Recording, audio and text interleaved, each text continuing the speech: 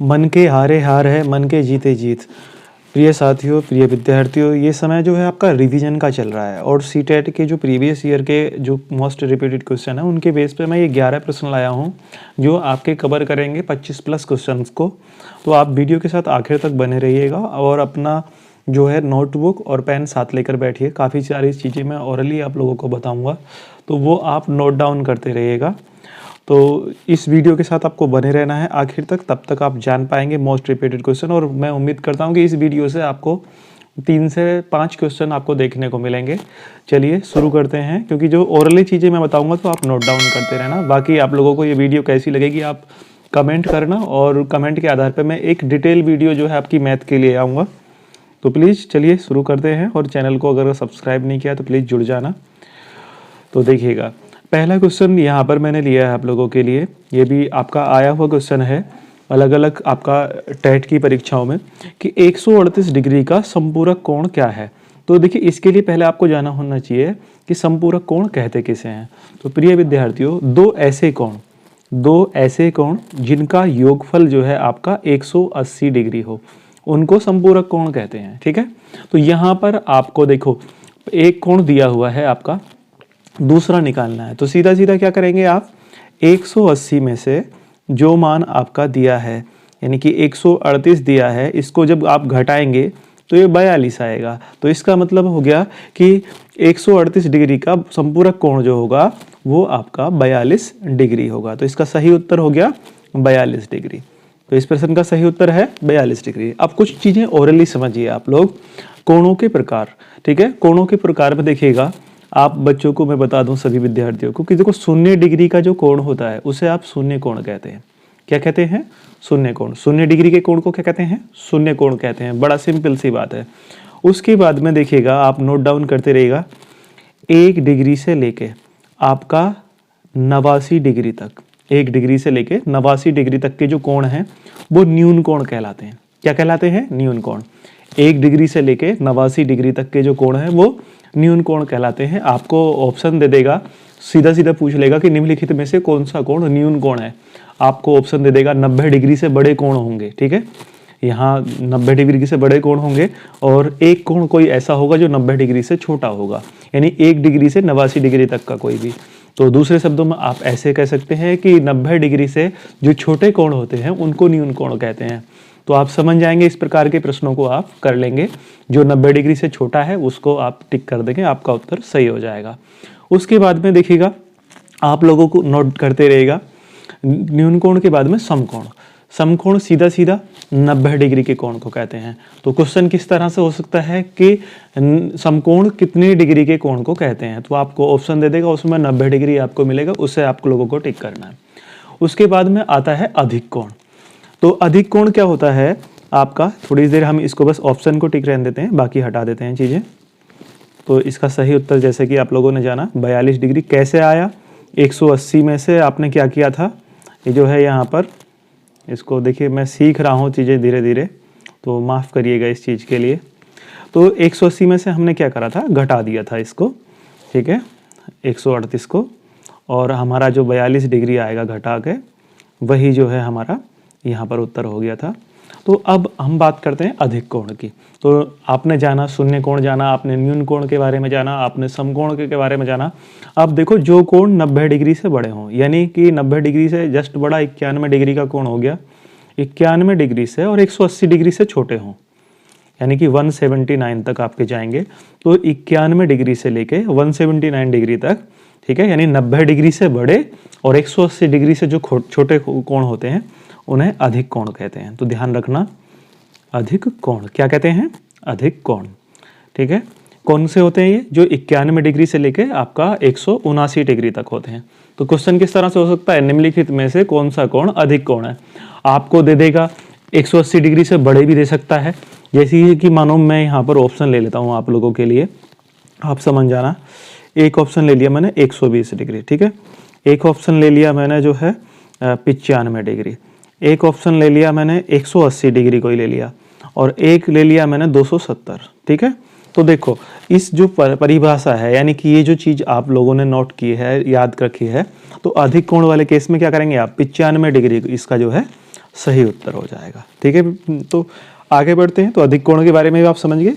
ठीक है, चलिए अब अगला जो है समझते हैं अगला कोण का प्रकार। अधिक कोण के बाद में देखो 180 डिग्री का जो कोण होता है उसे बोलते हैं सरल रेखीय या ऋजु कोण।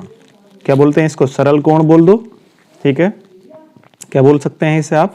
सरल कोण बोल सकते हैं।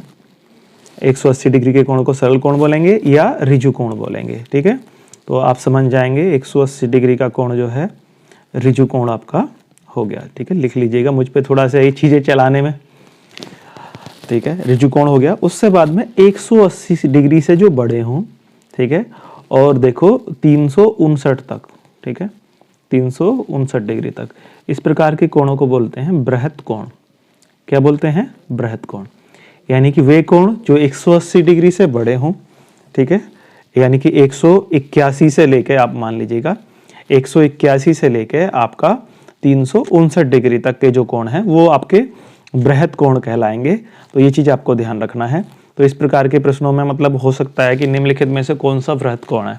ठीक है, तो आपको दे देगा, मानो आपको दे दिया 65 डिग्री, एक न्यून कोण दे दिया, समकोण भी दे दिया, और एक भैया दे दिया 100 जो है मानो 65 का दे दिया या 160 दे दिया, और एक दे दिया 210 दे दिया मानो। तो कौन सा हो गया बृहत कोण?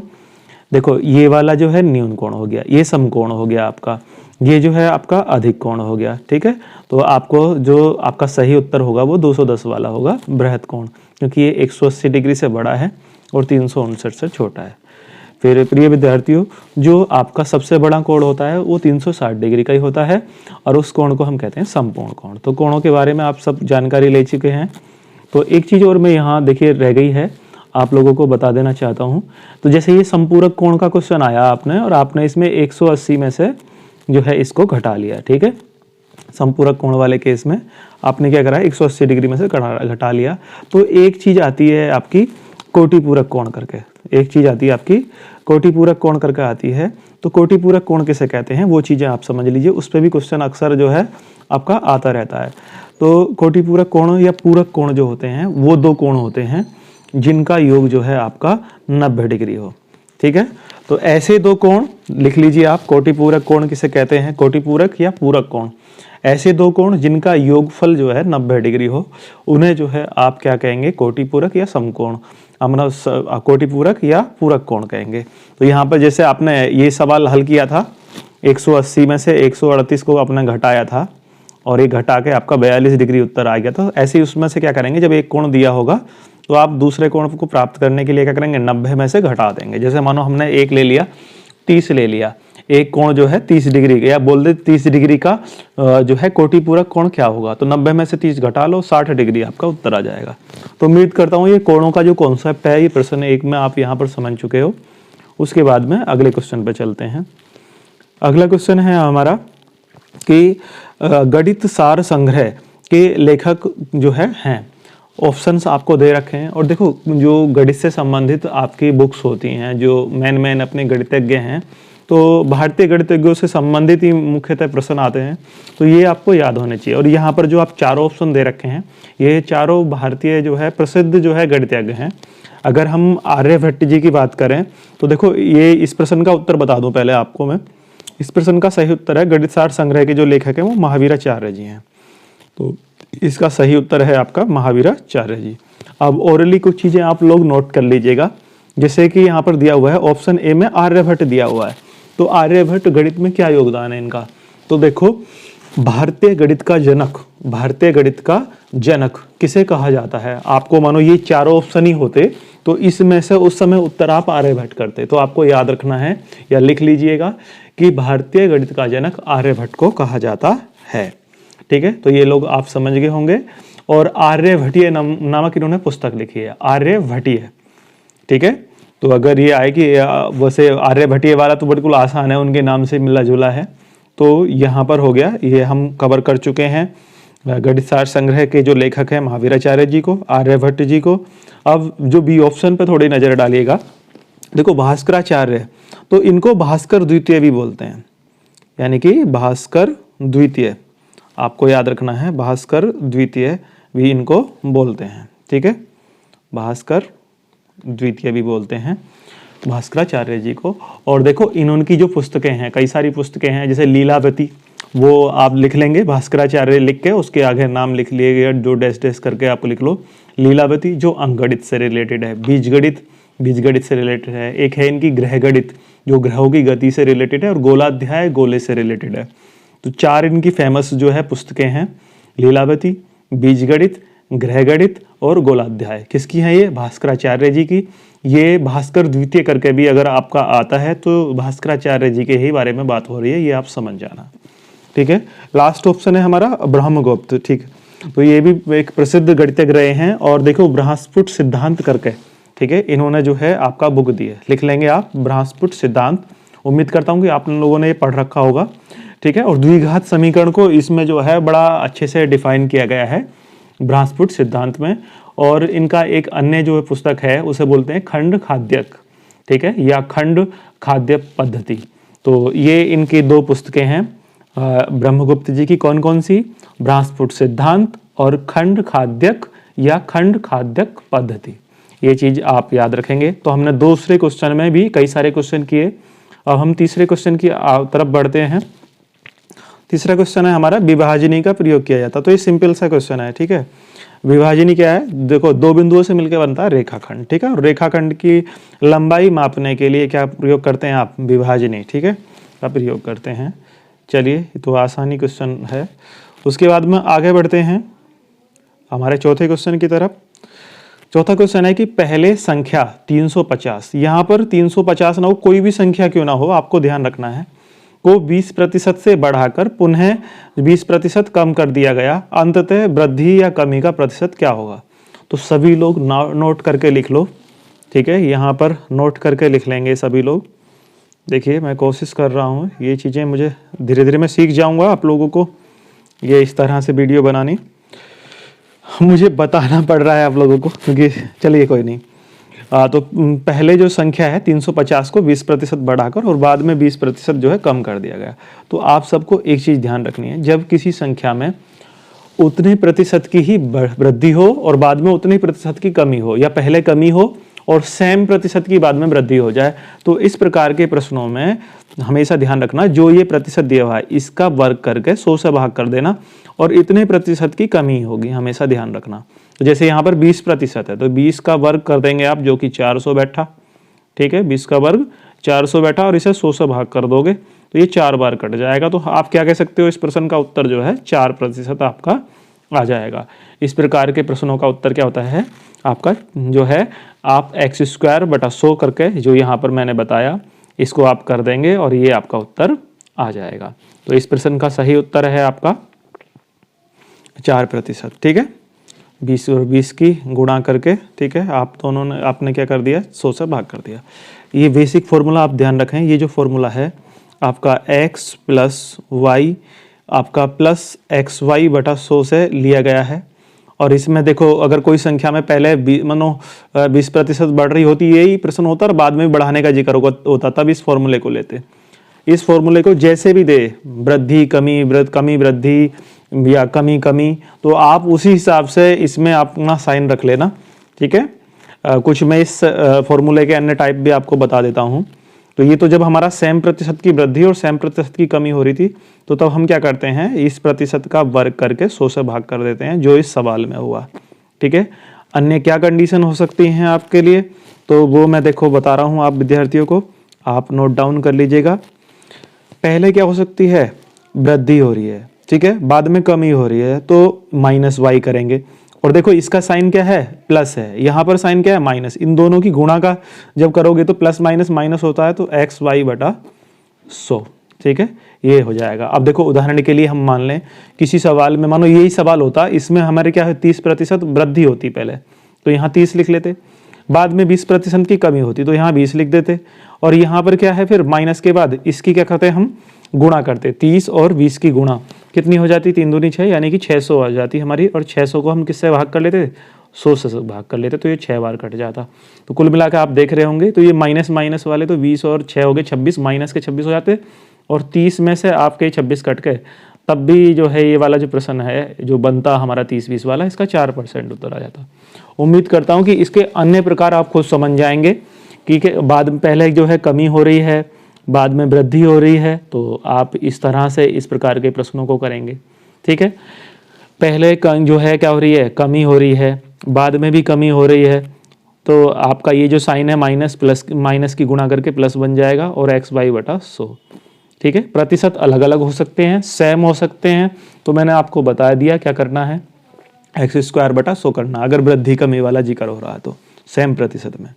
चलिए अगले क्वेश्चन की तरफ बढ़ते हैं। यहाँ पर है बहुत ज़्यादा, ये देखो सिंपल क्वेश्चन है, लेकिन मैंने बहुत बार देखा है ऑफलाइन, कई बार मैंने बच्चों का टेस्ट लिया, तो इसमें जो है आप सीटेट और टेट की तैयारी करने वाले विद्यार्थी अक्सर जो है गलतियाँ कर देते हैं, जबकि बहुत बेसिक क्वेश्चन है, क्योंकि नंबर थ्योरी की स्टार्टिंग ये बेसिक चीज़ें जो है याद होनी चाहिए, जो कुछ फैक्ट पॉइंट हैं, तो वो हम इस वीडियो में डिस्कस भी करेंगे, आप लोग बस नोट करते रहना। ठीक है, सबसे छोटी अभाज्य संख्या क्या है, तो पहले आप लोगों को पता होना चाहिए कि अभाज्य संख्या किसे कहते हैं। ठीक है, हमारे अभाज्य संख्या किसे कहते हैं, तो प्रिय विद्यार्थियों जो अभाज्य संख्या होती है, तो अभाज्य संख्या का मतलब होता है कि वो संख्या जो एक से और स्वयं से ही कटे। किससे कटे, एक से और स्वयं यानी खुद से, ठीक है, ही कटे, ऐसी संख्या को क्या कहते हैं, हम अभाज्य संख्या कहते हैं। ठीक है, अब देखो थोड़ा सा जो संख्याएं जो है गिनने में प्रयुक्त होती हैं, और हम अगर लेते हैं एक को लेते हैं तो एक से ही कट रहा है, दो किससे कट रहा है, एक और दो से कट रहा है, तीन जो है एक और तीन से कट रहा है, चार हमारा एक और चार के अतिरिक्त दो से भी कट रहा है। ठीक है, तो आप यहां पर ये चीज समझ गए होंगे कि इस प्रश्न का उत्तर क्या है। हाँ बिल्कुल आप ठीक समझ रहे हैं कि इस प्रश्न का उत्तर आपका 2 हो जाएगा। ठीक है, इस प्रश्न का उत्तर हो जाएगा आपका 2।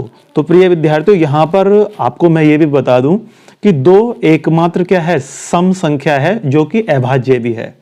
तो आप लोगों को ध्यान रखना है कि जब सबसे छोटी अभाज्य संख्या की बात हो तो आपका उत्तर होगा 2। ठीक है, अब भाज्य संख्या में भी आप समझ गए होंगे कि भाज्य संख्या वाला अगर क्वेश्चन आता कि सबसे छोटी भाज्य संख्या कौन सी है, तो उसका उत्तर कितना हो जाएगा, ऑप्शन में 4 जरूर मिलेगा आपको, क्योंकि 4 जो है आपका 1 और 4 के अलावा 2 से भी कट जाती है। ठीक है, कुछ मैं ओरली कुछ चीजें बोल रहा हूं, आप लोग नोट डाउन कर लीजिए, याद है तो अपने आप को विश्वास दिलाइए कि आपकी तैयारी बहुत अच्छे स्तर पर है।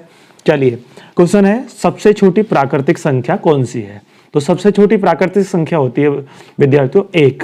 सबसे छोटी प्राकृतिक संख्या होती है 1। उसके बाद में नेक्स्ट क्वेश्चन हम यहीं ले लेते हैं। ठीक है, कि सम संख्या विषम संख्या वो सब आप जानते ही हैं। ठीक है, सम संख्या सबसे छोटी आपकी 2 होती है, लेकिन एक क्वेश्चन आता है जो बहुत कंफ्यूज करता है, वो स्पेशली पूछ लेता है शून्य के बारे में। देखो जब सम संख्याओं की बात करेंगे तो वो 2 सबसे पहली होगी, लेकिन जब शून्य को स्पेशली वो पूछ लेता है कि शून्य किस प्रकार की संख्या है, सम विषम के संबंध में अगर पूछे तो देखो सम जो है मतलब शून्य को हम सम की कैटेगरी में रखते हैं, ये चीज आप ध्यान रखना। ठीक है, और वैसे शून्य क्या है, सबसे छोटी पूर्ण संख्या है, ध्यान रखना, शून्य क्या है, सबसे छोटी पूर्ण संख्या है। ठीक है, लेकिन अगर अंकों के हिसाब से बात करें कि शून्य कैसा अंक है, आपको दे दिया सम विषम, इनमें से कोई नहीं, इस तरह के ऑप्शन हो तब आप सम कर सकते हो, और अगर आपको सम वाला ऑप्शन नहीं है, पूर्ण संख्या करके दे रखा है, तो पूर्ण संख्या करना। तो सबसे छोटी पूर्ण संख्या कौन सी है, आप ध्यान रखेंगे शून्य। पूर्ण संख्या वो होती है जिसमें दशमलव के बाद में सभी अंक क्या हो, 0 0 हो। ठीक है, किसी भी संख्या के बाद में आप दशमलव लगा के कितने 0 पढ़ा दो उस पर कोई फर्क नहीं पड़ता। तो ये आप लोग समझ गए होंगे, ये चीजें हमने जो बेसिक क्वेश्चन जो आपके रिपीट होते हैं। और एक चीज और मैं बताऊंगा, आपने बेसिक पढ़ रखा होगा, एक क्वेश्चन बहुत आता है पाई वाला, कि पाई कैसी संख्या है, पाई कैसी संख्या है। तो विद्यार्थी ऑप्शन दे देता है सम संख्या, विषम संख्या, परिमेय संख्या, अपरिमेय संख्या। तो एक चीज मैं आप लोगों को बता दूं कि जो पाई, जब पाई करके आपसे पूछे कि पाई कैसी संख्या है, ऑप्शन में आपको परिमेय अपरिमेय जरूर मिलेंगे, तो इसको अपरिमेय करना है। क्या करना है, अपरिमेय करना है। पाई कैसी संख्या है, अपरिमेय संख्या है, ये याद रखना। और कुछ विद्यार्थियों ने अगर आइडिया ले लिया, क्योंकि परिमेय संख्या की जो डेफिनेशन है उसमें क्या है कि संख्याएं जो हैं वो अंश बटा हर के रूप में, जैसे पी बटा क्यू के रूप में होनी चाहिए, और जो है हर 0 नहीं होना चाहिए। तो जब हम गणित में कैलकुलेशन करते होंगे तो पाई को 22/7 जो इसकी लगभग वैल्यू है वो भी आप लोगों ने कई बार लिया होगा। तो पाई को कभी भी जब आपका परिमेय अपरिमेय के संबंध में सवाल पूछे आपसे, तो कभी भी आप लोगों को क्या नहीं करना है, आप लोगों को इसको 22/7 नहीं मानना है। तो जब 22/7 देगा तो ये परिमेय होगा 22/7, लेकिन जब पाई देखा, पाई देगा तो वो अपरी में होगा। ये ध्यान रखना, ये सिर्फ आप लोगों को कंफ्यूज करने के लिए है। तो एक बार फिर से मैं रिवाइज करा रहा हूं आप लोगों को। पाई एक अपरी में संख्या है और 22/7 एक परिमेय संख्या है। तो इस क्वेश्चन में भी हमने कई सारे क्वेश्चन किए। चलिए बढ़ते हैं अपने अगले क्वेश्चन की तरफ। तो अपना अगला क्वेश्चन है प्रश्न संख्या 6 जो है कि यदि जो हमारा जो है 3 1 x 5 करके दिया है, 9 का अपवृत्य है, तो जहां x एक अंक है, जो x का मान क्या होगा, ये आपको ऑप्शन दिए। तो ये देखो विभाज्यता, जो डिविजिबिलिटी होती है उस पर बेस्ड क्वेश्चन है आपके। तो विभाज्यता इसके लिए आपको आनी चाहिए। तो मैं थोड़ा सा आपको बता देता हूं। जितनी भी संख्याएं होती हैं, एक बार 1 से लेके आपको मैं 11 तक की, मोस्टली 13 तक भी ये चीज़ आती है, 11 तक मोस्टली जो है टेट वाले एग्जाम में आती है। तो मैं आप लोगों को रिवाइज करा देता हूँ। 1 की विभाज्यता बताता हूँ, फिर मैं इस जो है इस सवाल का आपको कराता हूँ। या पहले इस सवाल को कर लेते हैं, उसके बाद में जो है अपना बाकी जो चीज़ें हैं वो मैं रिवाइज करा दूंगा आप लोगों को। तो देखो इसके लिए पहले 9 का अपव्यर्थ होने का मतलब क्या है कि 9 के पहाड़े में, या ये संख्या 9 से कटती है, 9 के पहाड़े को आगे तक बढ़ाते चले जाओगे, यानी कहीं ना कहीं ऐसा जरूर आएगा जो ये संख्या 9 से कटेगी। अपवर्त्य का मतलब यही है कि ये जो दी हुई संख्या जो है 3 1, जिसका दाहिनी का अंक आपको लोगों को निकालना है इस सवाल में, ये जो दाहिनी का अंक जो भी रहेगा नीचे दिए हुए ऑप्शन में, उसको रखने के बाद जो संख्या बनेगी वो 9 से कटेगी, विभाजित होगी। तो 9 की इसके लिए हमें क्या होनी चाहिए, 9 की विभाज्यता पता होनी चाहिए। 9 की विभाज्यता क्या होती है कि यदि किसी संख्या के हम अंकों को जोड़ दें, जितने भी अंकों की वो हो, सारे अंकों को जोड़ के जो योग आए वो 9 से कट जाए, तो जो है हमारी दी हुई संख्या भी 9 से विभाजित होगी। अब यहाँ पर जरा करते हैं कि भाई जो हमारा 3 1 x है, जो हमारा 3 1 x है, तो इसमें देखो x को छोड़ के बाकी अंकों का जोड़ करो, यानी 3 और हम क्या करते हैं 3 और 1 को जोड़ते हैं 4, 4 और 5 को जोड़ा तो ये कितना आया 9 आया। अब 9 में ये जो अंक है x, ये भी जुड़ता। अब इस x में है, यानी कि ऑप्शन में से कोई सा ऐसा अंक हमको लेना है जिसके यहाँ रखने पर योग जो बने वो ऐसा हो कि किससे विभाजित हो जाओ 9 से। अब जरा 1 को रख के देखो, तुम यहाँ 1 को रखोगे तो ये 9 और 1 कितना बनेगा, 9 और 1 10, जो कि आपका 9 से नहीं विभाजित होगा। तो ये ऑप्शन भी हमारा गलत हो गया। उसके बाद में देखो 3 को लो, 3 को लेते हो तो 9 और 3 कितना हो जाएगा 12, ठीक है, 12 भी नहीं कटेगा जो है 9 से, तो ये ऑप्शन भी हमारा गलत हो गया विभाज्यता के अनुसार। फिर अगला ऑप्शन लो 9, ये वाला, इसमें 9 और आप क्या करोगे, जब 6 को जोड़ोगे 9 और 6 15 हो गया, तो ये भी नहीं कटेगा भाई। तो कहने का मतलब ये है कि हमारा जो ऑप्शन आप समझ ही गए होंगे, जब इसको आप 9 रखोगे, ठीक है, तो ये बन जाएगा 18, जो कि 9 से कितनी बार कट जाएगा, 2 बार। तो जो आपका टेस्ट ऑफ डिविजिबिलिटी में आपका विभाज्यता है 9 की, उसको सेटिस्फाई कर रहा है। तो हमारे इस प्रश्न का उत्तर कितना हो जाएगा, आपका 9 हो जाएगा। एक बार जो आपके अंक हैं, जिस तरह के क्वेश्चन आपके आते हैं, तो उस तरह की क्वेश्चन में रिवाइज आप लोगों को करा देता हूं। देखो 1 की विभाज्यता अगर हम बात करें तो उस पर बेस सवाल भी नहीं आएगा, और जितनी भी संख्याएं होती हैं वो 1 से विभाजित होती हैं। 2 की विभाज्यता, 2 की विभाज्यता के लिए आपको क्या ध्यान रखना है, 1 की में तो सब आ गई, 1 की में तो क्या आ गई, सब संख्याएं जो हैं वो 1 से कटती हैं। 2 की विभाज्यता में क्या होगा, जितनी भी सम संख्याएं हैं, और अंत में क्या होता है सम संख्याओं के, या तो 0 होता है, या 2 होता है, या 4 होता है, या 6 होता है, या 8 होता है। तो इस प्रकार की जो भी संख्याएं होंगी वो 2 से विभाजित होंगी। 3 के में क्या करना है प्रिय विद्यार्थियों, 3 की विभाज्यता में भी आपको जैसे 9 वाले केस में आपने किया, अंकों का जोड़ करा, तो इसमें भी आप क्या करेंगे 3 के केस में कि अंकों का आप योग कर लेंगे और उसे जो है डिवाइड कर लेंगे 3 से। तो यदि डिवाइड हो गया, ठीक है, तो आपका जो है वो संख्या भी 3 से विभाजित होगी। और बिल्कुल इसी तरह से ये सवाल आपका 3 पे बेस्ड भी आपका हो सकता है, 3 पे बेस्ड सवाल भी देखे गए हैं। 4 की विभाज्यता में आपको क्या लिखना है, जैसे आपका आप यहाँ पर देख रहे थे 2 की में कि अंत में क्या होना चाहिए, 0 2 4 6 8 होने चाहिए, सम संख्या होनी चाहिए। तो 4 वाले केस में भी सम संख्या तो होनी चाहिए, लेकिन अंत के यानी कि दाईं तक के अंकों से बनी हुई संख्या जो है वो 4 से कट जानी चाहिए। बाईं तरफ कितनी भी बड़ी संख्या क्यों ना हो उससे को चेक नहीं करना, आप लास्ट के 2 अंकों को यानी इकाई और दाएं वाले अंकों को मिला के जो संख्या बन रही है संख्या में, उसे बस देख लो 4 से कट रही है या नहीं कट रही है, ठीक है। तो यदि कट रही है तो 4 से विभाजित हो जाएगी संख्या। और यदि आपको यहाँ पर लुप्त सवाल जैसे ये इस तरह का देश दे दे, तो बस ऑप्शन में से कोई सा एक अंक रख के देख लेना, अगर उसके रखने पे 4 से विभाजित हो रही तो वही आपका अंक उत्तर हो जाएगा। 5 की विभाज्यता बड़ी आसान होती है, अंत में क्या मिलेगा आपको 0 या 5, तो ये भी आसान हो गई। 6 वाली विभाज्यता देखो, अब तो 6 जो है देखो सम संख्या है, तो ये 2 से भी कटेगी, ठीक है। अब क्योंकि 6 के जो टुकड़े होते हैं वो जो है मानो ये 1 और 6 के अलावा किससे कटती है, 2 और 3 से भी कटती है, तो 3 की विभाज्यता आप लोगों को मालूम ही है। तो कहने का मतलब सम संख्या होनी चाहिए और 3 से भी विभाजित हो जाओ। तो 3 से विभाजित के लिए आपको कंडीशन यही कि अंकों का योग करो और उसे 3 से काट कर देख लो, ठीक है। तो आखिर में सम अंक होना चाहिए, ये चीज ध्यान रखनी है आपको। और बीच में अगर लुप्त अंक दे दे, तो जैसे आपने 3 वाले सवालों को किया या 9 वाले को किया है आप लोगों ने, ठीक है, तो 3 वाले और 6 वाले केस में 3 से आप भाग करके अपना उत्तर निकाल सकते हैं। चलिए 7 वाले केस में आप लोगों को ध्यान रखना है। 7 वाले केस में क्या करना है कि या तो कोई जो है संख्या का 6 बार अंक रिपीट होगा, ये मोटा मोटी पहचान है कि मानो 6 6 6 6 6 6, ये इस प्रकार की संख्या, या कोई जो है 2 अंकों की संख्या 3 बार रिपीट होगी, जैसे 73 73 73 मैं कह दूं, ठीक है, तो ये हो गया उस। या कोई 2 अंकों की मतलब 3 अंकों की संख्या 2 बार रिपीट होगी, 2 अंकों की 3 बार, ठीक है, 3 अंकों की 2 बार, जैसे मानो 243 और फिर 243, ठीक है। तो इस तरह की आप समझ गए होंगे। धीरे धीरे मुझ पे ये है ना मार्कर चलाना जो है टच करना बड़ा आसान आ जाएगा, तो आप लोगों को चीज़ें स्पष्ट मिलेंगी। फिलहाल ही इस पे राइटिंग जैसा भी हो रहा है आप स्वीकार कीजिए। अब 8 की विभाज्यता देख लो भाई। 8 की विभाज्यता में आप क्या करेंगे, जैसे आप 2 वाले केस में इकाई का अंक देखते हैं, 4 वाले केस में आप दहाई तक के अंक देखते हैं, तो 8 वाले में सैकड़े तक के अंक आप विद्यार्थी देखेंगे। यानी 3 अंकों से लास्ट के 3 अंक यदि किससे कट रहे हैं, 8 से कट रहे हैं, तो वो संख्या भी आपकी 8 से विभाजित होगी।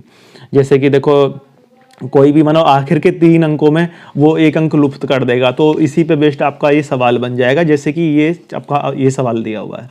तो उम्मीद करता हूँ कि आप समझ गए होंगे। 9 वाला आप लोगों ने कर ही लिया ये प्रश्न, 9 की विभाज्यता वाला, अंकों का योग करेंगे, अंकों का योग जो आए वो 9 से कटना चाहिए, तो हमारा जो है आपका उत्तर आ जाएगा। 10 की विभाज्यता क्या करेंगे, 10 की विभाज्यता में आप जो है आखिर में 0 मिलेगा, तो आएगा भी नहीं सवाल, इतना हलवा सवाल।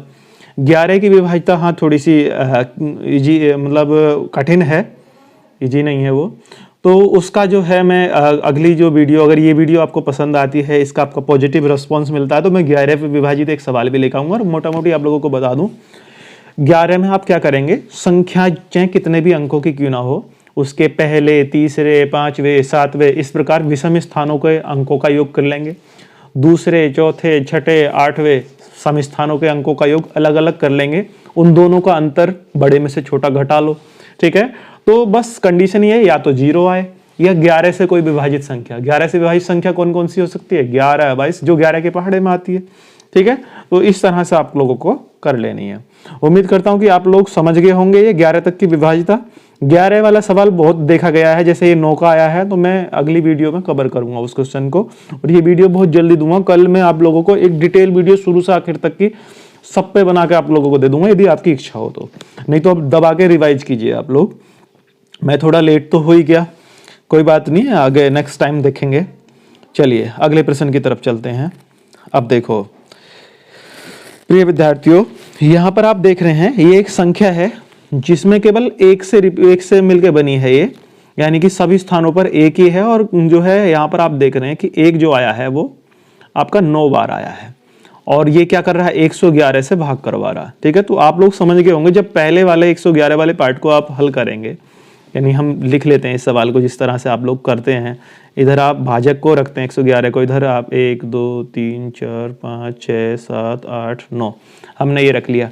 तो कुल मिला के हम क्या करेंगे, जब सबसे पहले हम 111 को भाग करेंगे तो 1 टाइम चली जाएगी हमारा, और इसमें से हमारा 0 आपका बच गया। तो देखिए ध्यान रख रहे हैं, जो भाग का असली रूल है, जब आप किसी प्रश्न को भाग दे रहे हो और बीच में ही संख्या पूरी चली जाए, तो आप लोगों को ध्यान रखना, जैसे एक अंक आप उतार लेते हैं, एक अंक उतार लिया आपने, लेकिन बात नहीं बनी, तो अन्य अंक उतारने के लिए, यानी कि अभी आपको इसको 111 बनाना पड़ेगा, तो उसके लिए आपको 2 1 उतारने पड़ेंगे।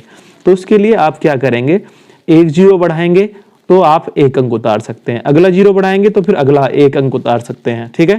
तो इस तरह से 111 लाने के लिए हमें क्या है, 2 0 बढ़ाने पड़े, तो फिर 111 एकन 111 हो गया, समझ गए होंगे। फिर वही कंडीशन, जैसे कि ये बना 0, फिर एक आपने ये यहाँ वाला एक उतारा, फिर आगे के दोनों एक उतारने के लिए आपको 2 जीरो बढ़ाने पड़ेंगे, तब ये 111 बनेगा और फिर एक बार भाग चली जाएगी। तो उम्मीद करता हूं कि आप लोग समझ गए होंगे इसका प्रश्न का उत्तर क्या हो गया। ठीक है, कुछ विद्यार्थी क्या कर सकते हैं, इस प्रश्न का उत्तर ये भी कर सकते हैं, जो कि गलत होगा। ठीक है, एक बार शून्य लगाने के बाद आप 2 अंक नहीं उतार सकते, ये चीज आप ध्यान रखना। बहुत सारे बच्चे, मैं आप लोगों को बता दूं, मैं प्रूफ भी आप लोगों को दिखा दूंगा, लेकिन ये स्क्रीन रिकॉर्डिंग वीडियो है। मैं अक्सर क्या करता हूँ, एक छोटी सी भाग लेता हूँ, 840 को मानो 8 से भाग किया। ठीक है, तो यहाँ पर भी सेम केस है। ठीक है, कि आपका बहुत सारे बच्चों का इसका उत्तर, किसी का 15 आता है, किसी का 150 आता है। आप लोग भी जरा बताइए कितना आएगा। ठीक है, सही उत्तर इसका 105 है। अब कैसे है वो देखो, जैसे मैंने आप लोगों को समझाया वैसे है। ठीक है, तो बहुत सारे बच्चे इसका 15 उत्तर भी लाते हैं, कोई 150 लाता है, जबकि सही उत्तर क्या है इसका 105 है। जो मैंने तरीका आपको बताया, भाग इस तरह से करते हैं। तो भाग का इस प्रकार का सवाल देने का मतलब यही है कि भाग का, जिसे हम टीचर बनाने जा रहे हैं, तो उसका भाग का कॉन्सेप्ट क्लियर है या नहीं है। तो आप, उम्मीद करता हूं कि आप लोग समझ गए होंगे। इस तरह से इसका उत्तर जो है आपका ऑप्शन सी रहा। ठीक है, तो चलते हैं विद्यार्थियों अगले क्वेश्चन की तरफ। हमारा अगला क्वेश्चन है, बहुत इजी क्वेश्चन है। तो ये जो है, क्योंकि हर तरह के प्रश्न आपके एग्जाम में होते हैं, तो निम्नलिखित में से कौन सा जो है अन्य तीनों से अलग है। तो जैसे आपका यहाँ पर दिया हुआ है मीटर, फुट, इंच, ग्राम। अब चारों ऑप्शन को देखेंगे तो ये जो हमारे ऑप्शन है, ठीक है, आपका मीटर, फुट, इंच, ये किससे रिलेटेड है भाई, लंबाई से रिलेटेड है। किससे रिलेटेड है, लंबाई से रिलेटेड है। जबकि हमारा जो ग्राम है, ये किससे रिलेटेड है, आपका भार या वजन से रिलेटेड है। किससे रिलेटेड है, वजन से रिलेटेड। तो यहाँ पर आप लोग समझ जाएंगे, इस तरह के जो ऑप्शन हैं उनमें यही चीज है। अब देखो, जो आपके इकाई है, जैसे मानो लंबाई, भार, ठीक है, और समय, इन तीनों पे बेस्ड, इस समय ये लंबाई पे बेस्ड क्वेश्चन है, भार पे बेस्ड क्वेश्चन आता तो उसमें क्या करता, भार से संबंधित 3 ऑप्शन दे देगा, या जैसे ग्राम दे दिया, किलोग्राम दे दिया, ठीक है, या और आपको बढ़ा देगा, कुंटल बढ़ा कर देगा, मीट्रिक टन कर देगा, इस तरह से जो है। और चौथा ऑप्शन जो है वो आपका मानो लंबाई वाला दे देगा या समय वाला दे देगा। तो आपको देखना है। ठीक है, तो उसके बाद जो है समय में भी आप लोग जानते हैं, सेकंड हो गया, मिनट हो गया, घंटा हो गया। तो ये चीज़ें आप लोगों को ध्यान रखना है कि जो हमारे बेसिक चीज़ें हैं, लंबाई के मात्रक जो होते हैं वो कौन कौन से होते हैं, भार और वजन के मात्रक कौन कौन से होते हैं हमारे, और समय के मात्रक हमारे कौन कौन से होते हैं। तो उम्मीद करता हूँ इन तीनों पे बेस्ड जो है, कुल मिला के आपने 3 तरह के प्रश्न इस प्रश्न संख्या 8 में कवर किए। चलिए बढ़ते हैं अपने अगले क्वेश्चन की तरफ। प्रश्न संख्या है 9 की, जो यहाँ पर एक संख्या दे दी आपकी, जो है यहाँ पर कि जो 49,532 का निकटतम हजारवा मान जो है क्या होगा। ठीक है, तो देखो 49,000, हम जब निकटतम हजारवे की बात कर रहे हैं तो निकटतम हजारवा या तो होगा 49,000 और या होगा 50,000, यही 2 ही होते हैं। ठीक है, क्योंकि ये इन दोनों के बीच में आपकी आ रही है। अब इनमें से सही उत्तर कौन सा है, उसके लिए आपको देखना है कि ये किसके नजदीक पड़ रही है। तो जब भी संख्या जैसे 49,000 और 50,000 के बीच में क्या आता है आपका 49,500, तो इसे हम निकटतम हजारवा नहीं कह सकते, क्योंकि इसमें सैकड़ा भी है। तो यहाँ पर एक ऑप्शन दिया हुआ भी है, ऑप्शन सी, ये तो गलती हो जाएगा। ठीक है, तो आपको केवल चुनना है 49,000 और आपका 50,000 में से। तो आपको जब भी इस प्रकार के प्रश्न आए, बहुत मोस्ट रिपीटेड क्वेश्चन है ये, तो आप लोगों को ध्यान क्या रखना है, आप लोगों को देखना है कि जो संख्या हमारी दी हुई है वो किसके पास में पड़ रही है। ठीक है, हमारे जो है यहाँ पर आपके 50,000 के नजदीक है या 49,000 के नजदीक है। तो ध्यान रखेंगे, यदि ये संख्या बीच वाली संख्या से बड़ी है, ठीक है, तो जो बाद में 1000 आएगा, जैसे 50,000 यहाँ पर ये बड़ी है, तो इसका उत्तर जो है आप समझ ही गए होंगे, 50,000 उत्तर आएगा इसका, क्योंकि 50,000 की तरफ इसकी दूरी कम है और 49,000 की तरफ इसकी दूरी ज़्यादा है। यानी कि 49,000 का और इस संख्या का अंतर कितना है आपका 532 है, और उधर क्या बैठेगा आपका 400 समथिंग पड़ेगा, आपका 468 के आसपास पड़ेगा। तो दूरी इधर कम हुई, तो ये आपका उत्तर हो गया 50,000। तो उम्मीद करता हूँ कि आप लोगों को समझ में आ गया होगा ये बात।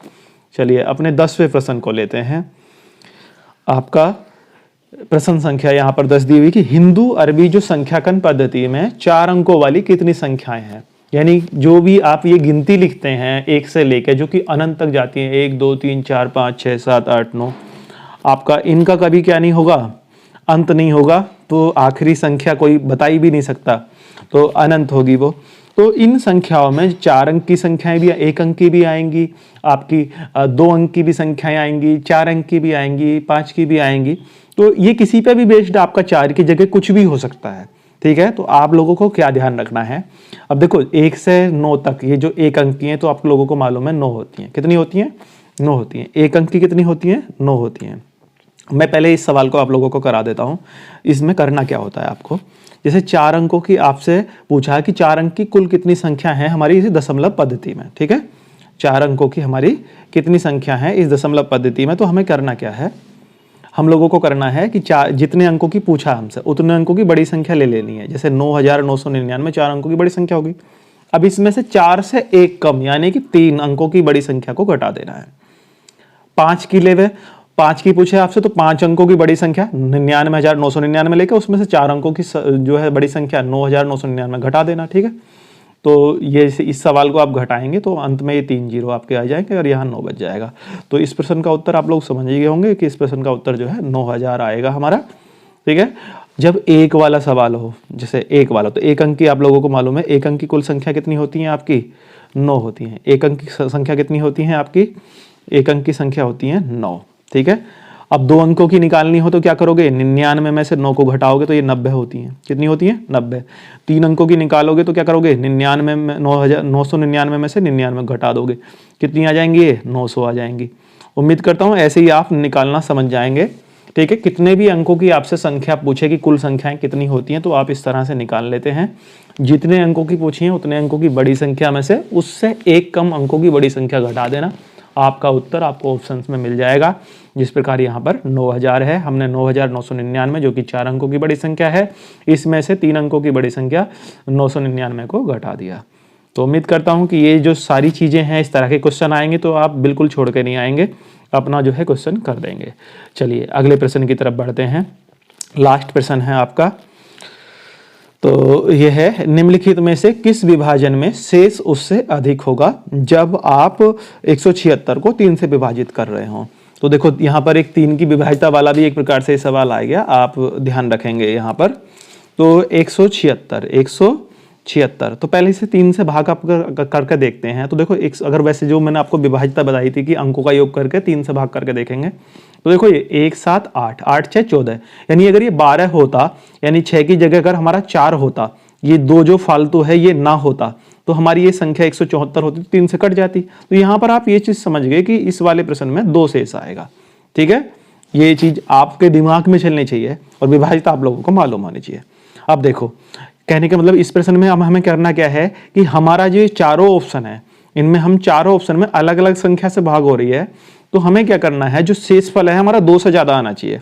अब देखो 175 को तुम 3 से भाग करके देखोगे तो किसी भी संख्या को जो हम भाग करते हैं तो शेषफल उससे 1 कम आ सकता है। जैसे 3 वाले केस में 1 2 शेष हो सकता है, यहाँ 2 वाले केस में शेष 1 हो सकता है, 5 वाले केस में शेष 1 2 3 4 हो सकता है, 4 वाले केस में 1 2 3 हो सकता है।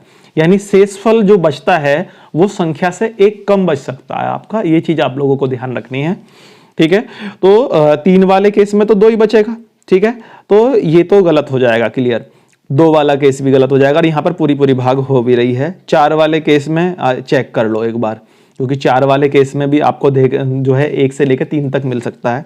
तो जैसे आप 4 में शेष करो तो 4 में क्या करेंगे आप, अंतिम 2 अंकों से बनी संख्या 74 को चेक कर लो। तो देखो 74 को भाग करोगे तो 18 चौक 72, आप समझ रहे हैं कि यहाँ 74 की जगह 72 होता तो भाग जो है चली जाती। तो यहाँ भी शेष कितना बचा, 2। तो ये भी आपका उत्तर नहीं होगा। तो जो आपका लास्ट ऑप्शन बचा है ये उत्तर होगा, क्योंकि इसमें क्या है 170